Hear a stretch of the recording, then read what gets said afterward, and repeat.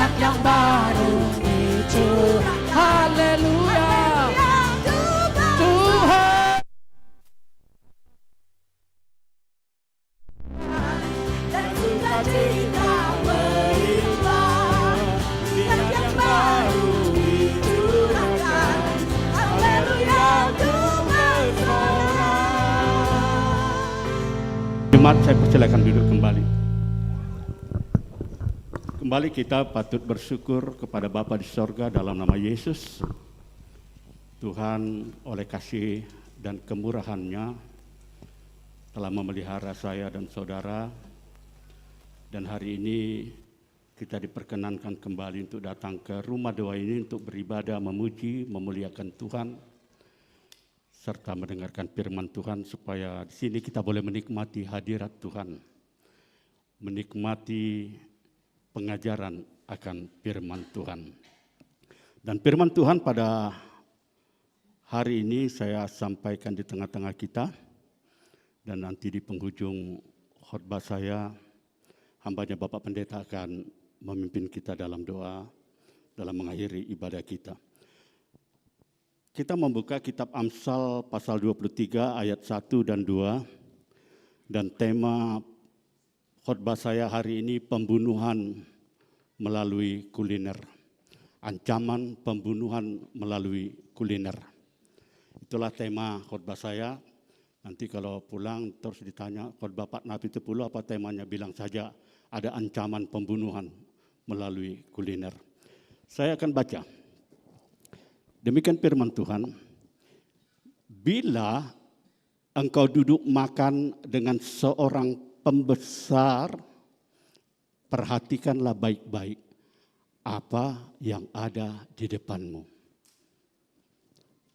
Lalu, taruhlah sebuah pisau pada lehermu bila besar nafsumu. Yang berbahagia orang yang mendengarkan firman Tuhan, yang memelihara serta melakukan dalam kehidupannya. Puji nama Tuhan. Sebelum lebih lanjut saya akan menjelaskan firman Tuhan ini. Saya ingin berbagi sebuah cerita dulu. Dua cerita, bukan satu. Saya mau share dulu dua cerita. Cerita yang pertama tentang seorang pendeta karismatik. Di suatu sore menjelang malam, dia mengunjungi jemaatnya yang malas ke gereja.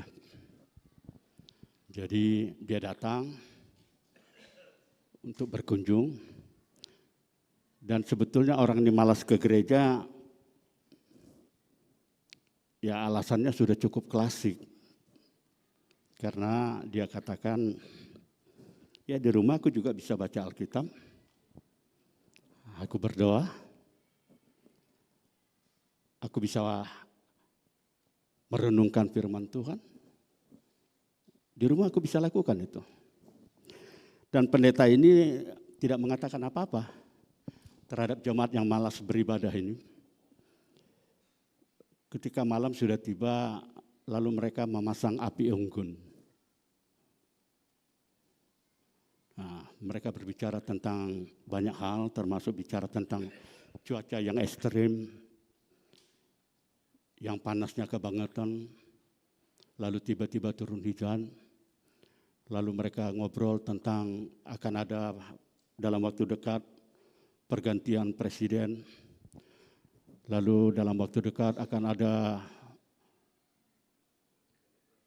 pengantin dari sidang jemaat ini pada tanggal 26. Dan mereka bicara banyak hal. Saudaraku, pendeta ini tidak menyinggung sama sekali tentang kemalasan jemaatnya ini. Tapi dari tumpukan api unggun itu lalu dia keluarkan salah satu kayu apinya, lalu dia keluarkan, ditaruhnya di dekat mereka. Dan segera api yang tadi menyala mulai menjadi bara, dan tidak lama kemudian kayu api itu padam. Seiring dengan padamnya kayu itu, maka pendeta ini pun pamit. Dan minggu depannya jemaat yang malas ini rajin datang ke gereja karena ternyata nyampe pesannya, walaupun tidak dengan kata-kata.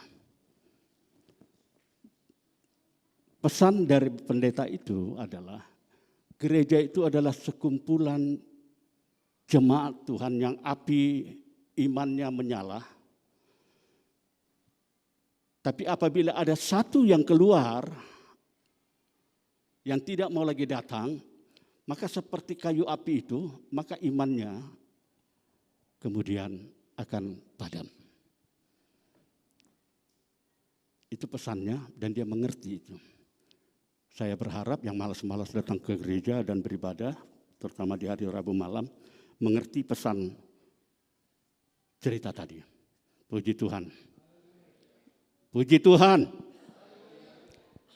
Lalu cerita yang kedua, kalau saudara jalan-jalan ke kota Paris, maka dekat Menara Eiffel itu ada beberapa kafe-kafe, dan di satu sudut jalannya,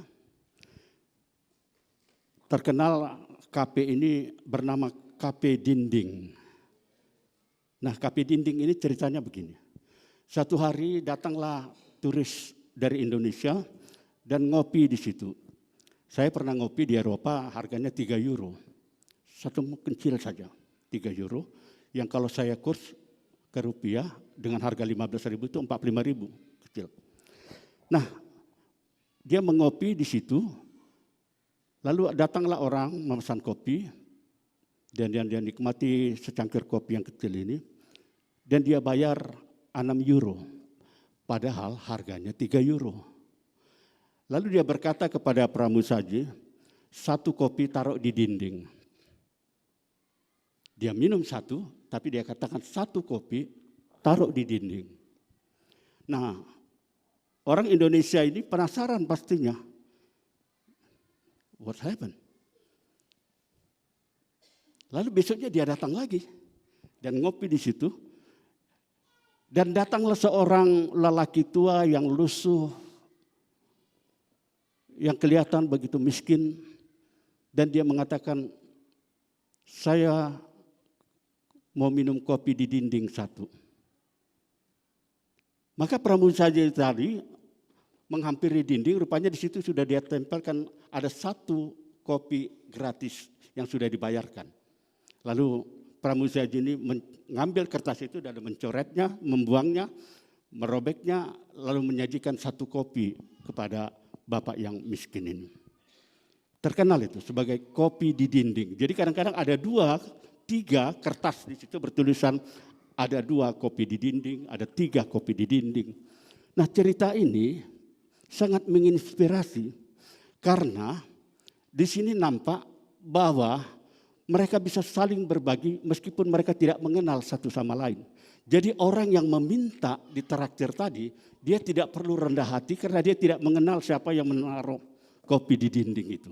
Dan orang yang memberi pun tidak perlu tahu siapa yang memakan traktiran kopi di dinding itu. Itu inti ceritanya. Puji Tuhan. Puji Tuhan. Ini bidang kuliner. Hari ini firman Tuhan berkata, jika engkau diundang makan oleh pembesar, perhatikan baik-baik, lalu taruhlah sebuah pisau di lehermu, kalau besar nafsu makanmu. Saudaraku, kalau saudara masih ingat waktu pelajaran SMA, saya dulu belajar SMA, biologi, maka guru biologi kami ini mengatakan ada 3 jenis makhluk hidup. Satu, makhluk hidup yang herbivora. Dia adalah makhluk hidup pemakan tumbuh-tumbuhan dan buah-buahan saja.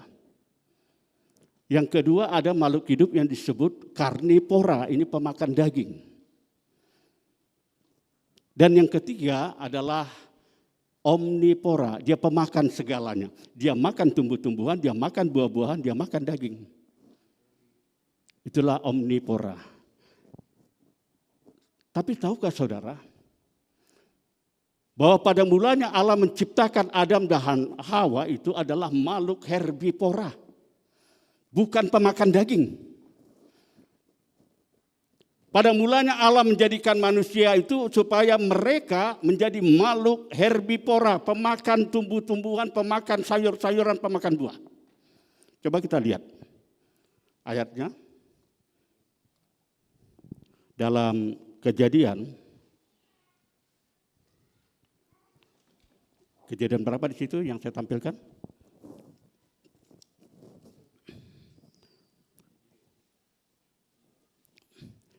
Kejadian 1, yang Kejadian pasal 1.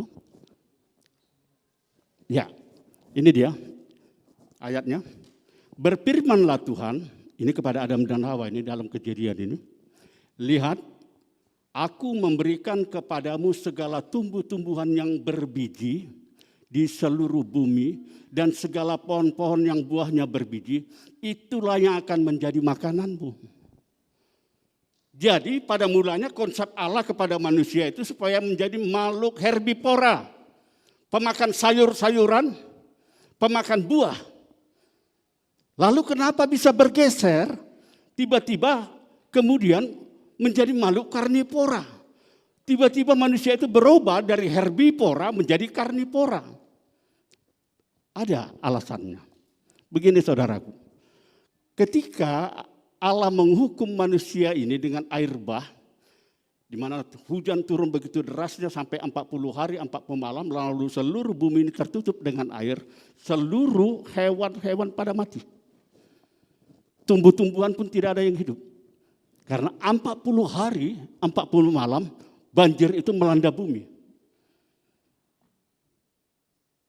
Lalu tiba-tiba berfirmanlah Tuhan kepada Nuh. Karena di dalam baterainya itu ada Nuh dengan istrinya, Sam, Hem, dan Japet dengan istrinya.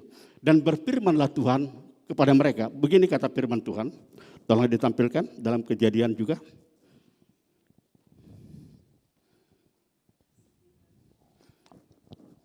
Kata firman Tuhan, segala yang bergerak, yang hidup akan menjadi makananmu. Aku telah memberikan semuanya itu kepadamu seperti juga tumbuh-tumbuhan hijau. Segala yang bergerak.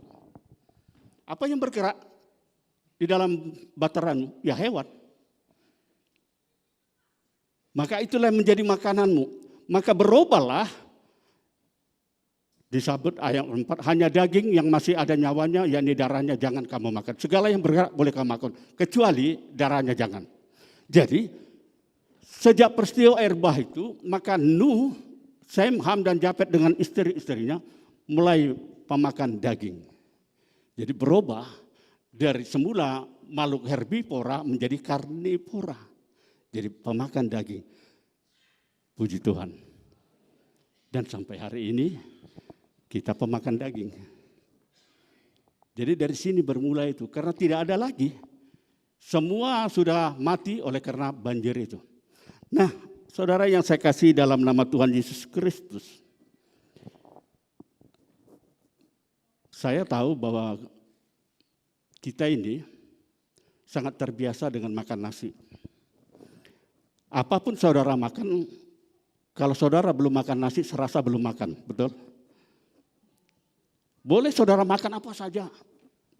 Tapi kalau belum masuk idahan, belum masuk makan, saudara merasa pasti belum makan. Dan itu adalah karakter yang sudah terbentuk, selera lidah kita sudah terbentuk selama berpuluh-puluh tahun. Kita pemakan nasi. Nah, waktu saya di Eropa, saya di rumah teman saya tinggal, setiap hari makanan kami roti. Sampai satu saat saya katakan, ayam goreng with bread. Saya bosan dengan makan roti. Lalu dia mengerti bahwa selera lidah saya bukan selera makanan ala Eropa. Lalu dia bawa saya ke sebuah restoran Cina dan disitulah kami temukan nasi goreng. Ya lumayan, ada nasinya pokoknya. Dan serasa begitu puasnya saya makan, walaupun itu hanya nasi goreng, pokoknya nasi. Terbentuk sudah di pikiran saya betapa tersiksanya saya kalau hanya makan roti. Ini berlaku hal yang sama. Ketika bangsa Israel keluar dari tanah Mesir, dan mengembara selama di padang gurun 40 tahun, saudara bayangkan mereka hanya makan mana. Dan mana ini hanya turun pada pagi hari, dini hari, dan segera mereka harus memungut itu. Kalau tidak, maka segera mana itu hilang. Tapi mereka makan mana. Sementara di Mesir, mereka makan daging, bawang-bawangan, mentimun, dan lain-lain. Dan ini rupanya cukup mengganggu mereka, karena kuliner mereka sudah terbiasa ya dengan yang di Mesir, tiba-tiba menjadi masuk kuliner yang baru, mana. Dan mereka mengatakan begini. Coba kita buka dalam Bilangan. Dalam Bilangan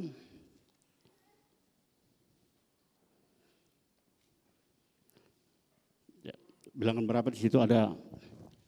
Nah, ini dia. Maka dikatakan begini. Orang-orang bajingan yang ada di antara mereka kemasukan nafsu rakus. Dan orang-orang Israel pun menangislah pula serta berkata, siapa yang akan memberi kita makan daging? Terus, sampai kita teringat kepada ikan yang kita makan di Mesir dengan tidak bayar apa-apa, kepada mentimun tidak bayar apa-apa, dan semangka, bawang pre, bawang merah, dan bawang putih. Ayat ke-6. Tapi sekarang kita kurus kering. Tidak ada satu apapun kecuali mana ini saja yang kita lihat. Jadi ini pun berlaku kepada umat Israel. Karena mereka hanya makan mana, lalu mereka boring dan bosan. Dan itulah, mereka selama ini sudah enak dengan kuliner ala Mesir, tiba-tiba datang kuliner ala sorga. Satu yang baru. Maka mereka makan hanya dari mana. Tapi mereka tidak tahu bahwa ini, makanan ini spesial buat mereka. Di dunia ini tidak ada bangsa-bangsa yang pernah makan dari sorga. Kiriman dari sorga. Tidak pernah ada, kecuali bangsa Israel. Dan saudara tidak heran kenapa otak-otak orang Yahudi, otak-otak orang Israel itu luar biasa. Karena ada mana yang pernah mereka cicipi dari nenek moyang mereka. Tidak ada di dunia ini. Tapi mereka menolak itu. Bosan. Mana. Saudaraku yang saya kasih dalam nama Tuhan Yesus Kristus. Dan tidak tahukah saudara bahwa Yesus pernah menganalogikan dirinya. Mengekspresikan siapa dia. Dia berkata, akulah roti yang turun dari sorga. Barang siapa makan dan dia tidak akan mati. Puji Tuhan. Dia berkata, berbahagialah orang yang lapar dan haus akan kebenaran. Karena mereka akan dipuaskan. Saudara yang saya kasih dalam nama Tuhan. Firman Tuhan berkata kalau engkau diundang oleh pembesar, diundang makan, taruh pisau di lehermu. Ini adalah peringatan. This is the warning. Apa artinya? Dengan saudara menaruh pisau di leher, saudara mengingatkan, kalau saya tidak bisa menguasai nafsu makan saya ini, maka makanan ini yang akan membunuh saya. Itu maksudnya. Maka dikatakan kalau kau diundang makan, di situ ada banyak makanan yang enak-enak, taruh pisau di lehermu sebagai peringatan. Kalau kau tidak bisa menguasai nafsu makanmu, ingatlah bahwa itu akan menjadi pembunuh atas hidup. Jadi dengan kata lain, bahwa makan ini bukan hanya soal kuliner, bukan soal nutrisi, bukan hanya soal higienis atau tidak. Bukan hanya soal vitamin, bervitamin atau tidak. Bukan hanya itu, ada dimensi lain dalam soal makan ini. Saudaraku, satu kali ketika Raja Nebukadnezar sudah menaklukkan Israel dan menghancurkan Bait Allah yang didirikan Salomo, mereka ditawan. Termasuk di situ ada Daniel, Sadrak, Mesak, dan Abednego. Mereka dibawa ke Babel. Dan mereka akan dipekerjakan untuk kerajaan Babel.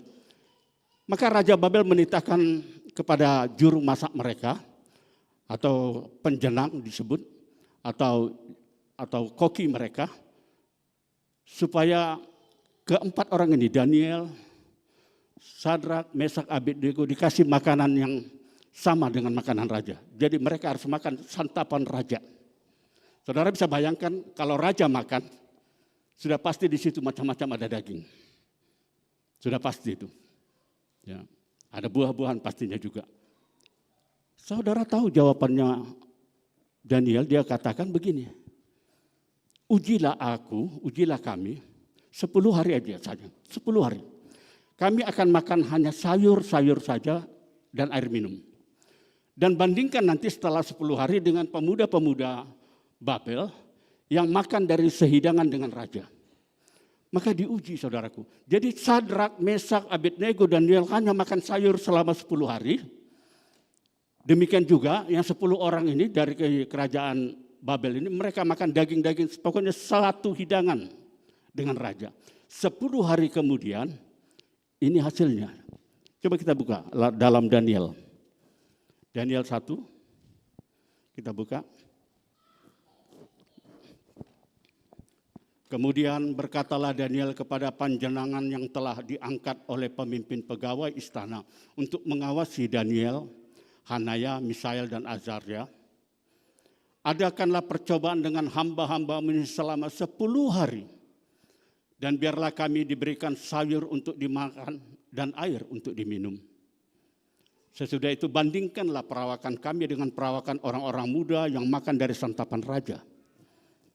Kemudian perlakukanlah hamba-hambamu ini sesuai dengan pendapatmu. Didengarkanlah permintaan mereka itu. Lalu diadakan percobaan dengan mereka selama 10 hari. Setelah lewat 10 hari ternyata perawakan mereka lebih baik.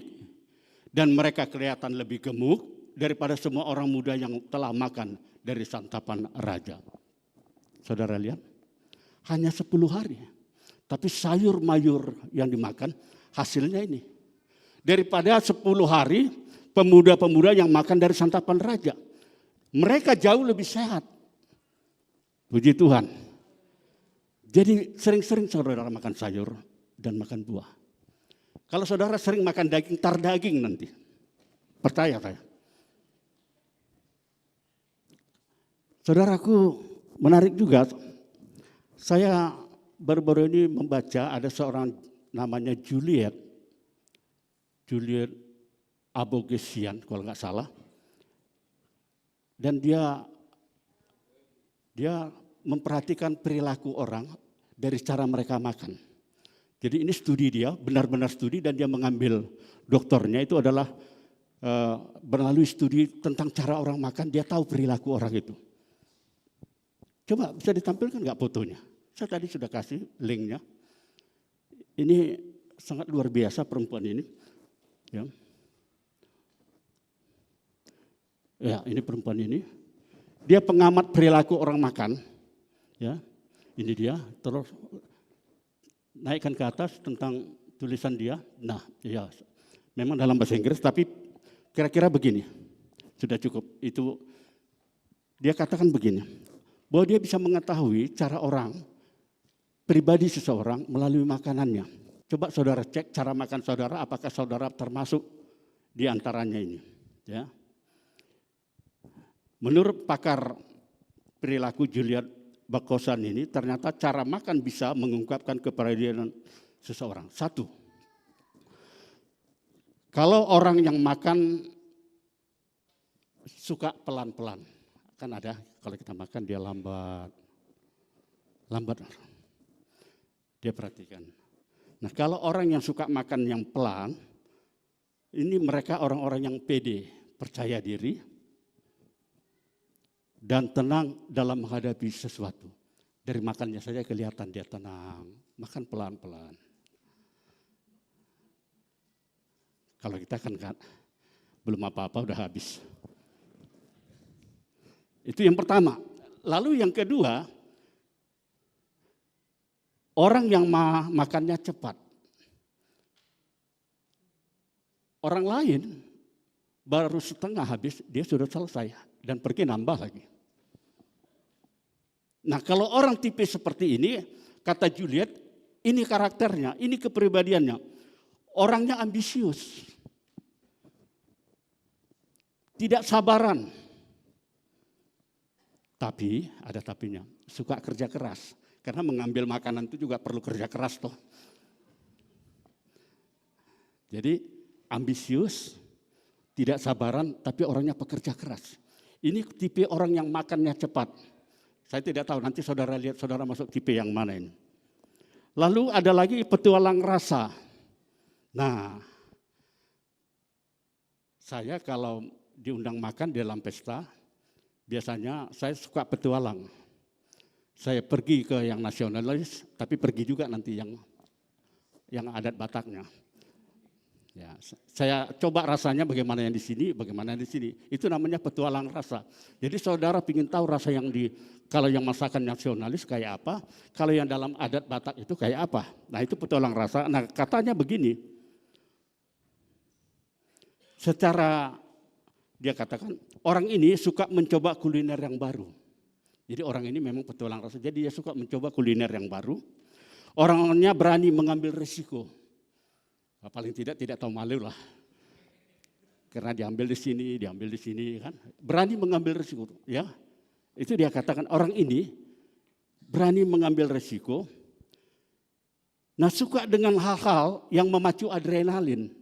Jadi kalau olahraga, yang dia suka itu yang mengandung memicu adrenalin, mungkin dia naik roller atau apapun itu. Pokoknya adrenalinnya itu. Nah, dari makannya ketahuan ini orang suka petualang rasa. Lalu dia katakan ada lagi orang yang senang mencampur semua makanannya jadi satu. Jadi dia ambil ini masuk, ambil ini masuk, ambil ini. Dia nggak tahu bahwa ada makanan-makanan tertentu itu tidak boleh dicampur. Tapi dia masukkan aja semua. Nah, pokoknya semualah dia masukin jadi satu. Dan kata Juliet begini, orang yang seperti ini, yang suka mencampur-campur ini, katanya orang ini haus akan informasi. Jadi karena dia ingin tahu toh, semua dia campur. Jadi ada kepo, betul kepo. Dia haus akan informasi, kalau ini aku makan gimana ya, dicampur dengan ini. Saudara pernah tentu makan sayur asam. Sayur asam itu tidak enak kalau dicampur dalam nasi, dia harus di mangkuk sendiri. Jadi saudara makan, ambil kuahnya dari mangkuk itu. Nah kalau orang ini enggak satu mangkuknya ditaruh semua ke nasinya. Nah ini orang yang petualang rasa. Nah seperti itu kira-kira. Nah katanya lalu ada lagi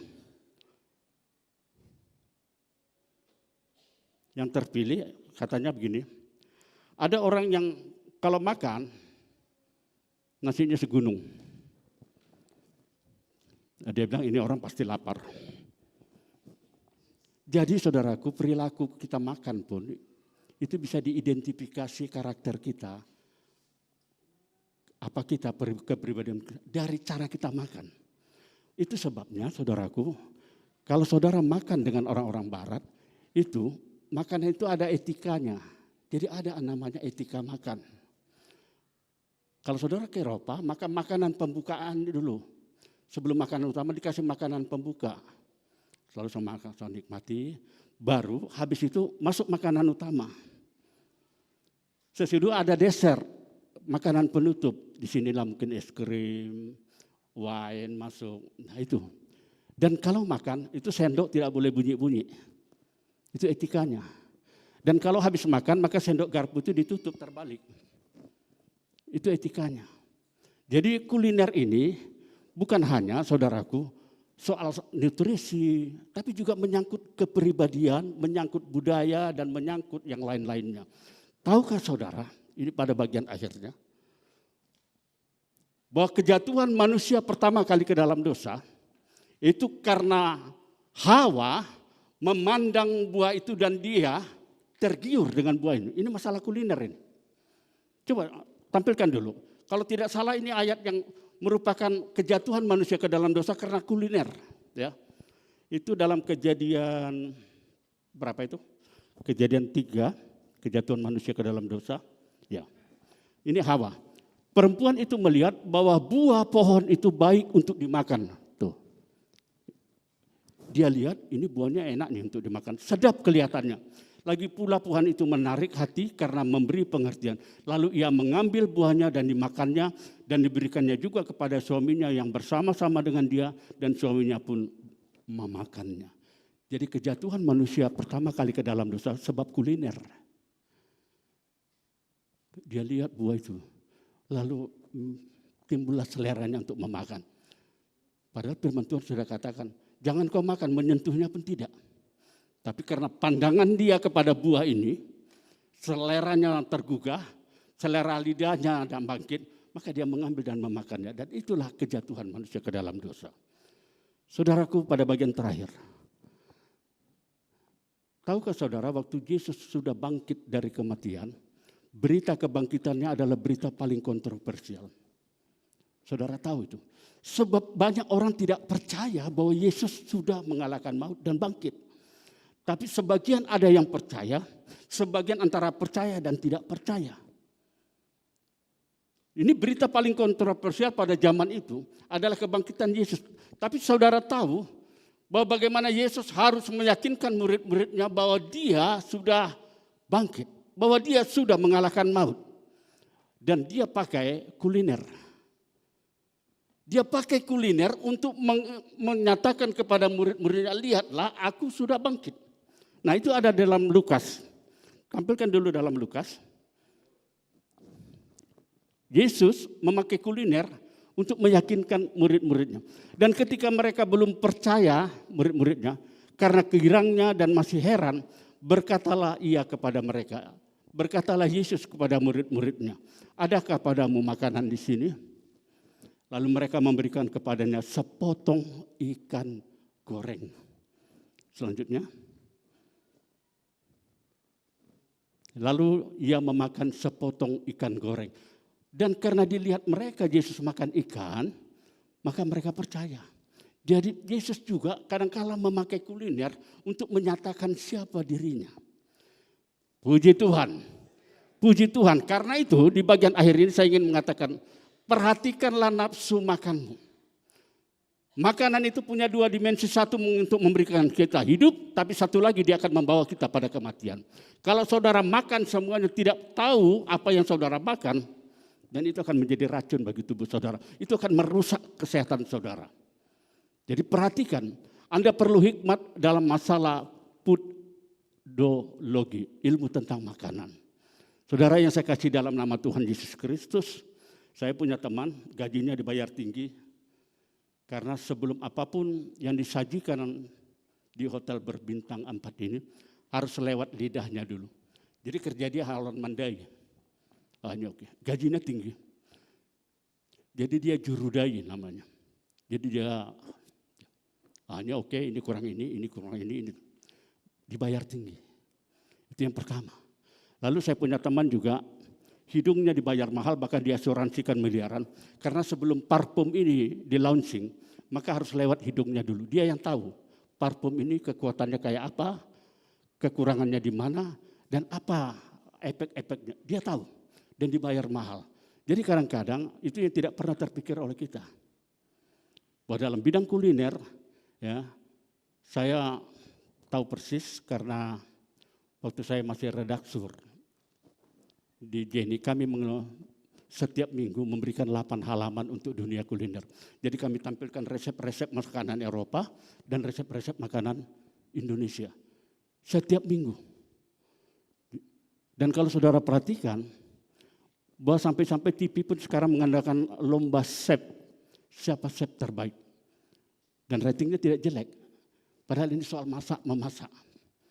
Saya ingin ingatkan kepada saudara, biasanya orang-orang cerdas itu suka masak. Laki-laki ya, kalau laki-lakinya orang cerdas, biasanya suka masak. Jadi kalau ada laki-laki yang tidak suka masak, saudara lah yang menyimpulkannya. Iya, teman saya cerdas-cerdas loh. Dan mereka senang di dapur. Benar. Ya. Pak pendeta kita senang di dapur loh. Ya, inang pendeta kan tahu. Ya, kadang-kadang pendeta kita yang masak. Dan itu orang cerdas. Ya, jadi mau kamu malas-malas di dapur ngambil auto sama dia IQ. Puji Tuhan. Jadi firman Tuhan berkata kepadamu pada hari ini, jikalau besar nafsu makanmu, taruh pisau di lehermu, artinya ketahuilah makanan itu adalah ancaman yang bisa membawa kepada kematian.